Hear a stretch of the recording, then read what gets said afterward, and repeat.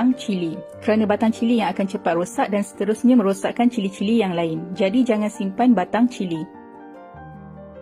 Kemudian simpan cili dalam bekas kedap udara yang dilapik dengan tisu. Pastikan keadaan sentiasa kering.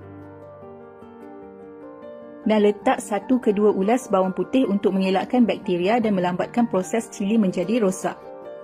Tutup bekas dengan rapat dan simpan dalam peti sejuk ketahanan 1 bulan. Kedua, tomato. Seeloknya beli tomato yang masih muda untuk tahan lebih lama. Kalau masih ada tangkai, jangan buang tangkai sebab ia melambatkan proses tomato menjadi busuk. Terbalikkan tomato untuk melambatkan proses oksidasi dan tutup bekas dengan rapat. Simpan dalam peti sejuk ketahanan 2 minggu. Kemudian serai. Potong kedua-dua bahagian hujung dan bahagian yang buruk.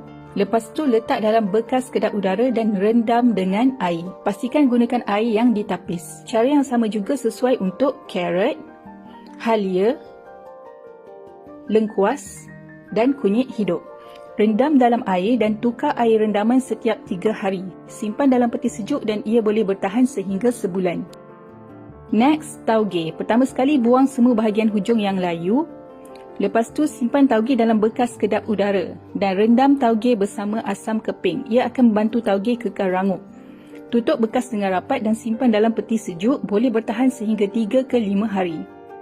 Bawang besar, bawang merah dan bawang putih hanya perlu diletakkan dalam bekas berjaring dan terbuka. Simpan di tempat yang kering dan gelap. Jangan simpan dalam peti sejuk. Boleh bertahan sehingga 1 ke 2 bulan. Untuk bawang Holland pula, caranya berbeza sekali. Bawang Holland harus disimpan dalam bekas kedap udara ataupun ziplock bag dan tutup dengan rapat dan disimpan di dalam peti sejuk. Boleh bertahan sehingga 3 minggu dan masih segar.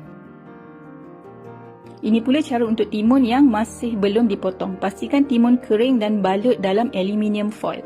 Cara ini tidak sesuai untuk timun yang sudah dipotong. Simpan dalam peti sejuk ketahanan 2 minggu. Cara yang sama juga sesuai untuk batang sup ataupun seleri. Pastikan dalam keadaan kering. Simpan dalam peti sejuk, boleh bertahan dalam 1 minggu.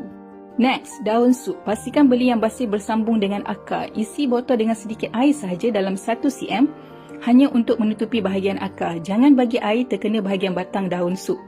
Dan balut botol dengan plastik ataupun ziplock bag. Dan ketatkan dengan getah supaya tiada udara yang masuk. Simpan dalam peti sejuk. Cara yang sama juga sesuai untuk daun bawang dan daun ketumbar. Boleh bertahan selama 1 ke 2 minggu di dalam peti sejuk. Cara kedua untuk daun bawang ialah dengan potong bahagian akar dan hujung atas. Kemudian buang bahagian daun yang sudah kuning. Dan balut dalam tisu ataupun kain yang dibasahkan. Pastikan basahkan sekeliling kain atau tisu. Cara ini juga sesuai untuk salad.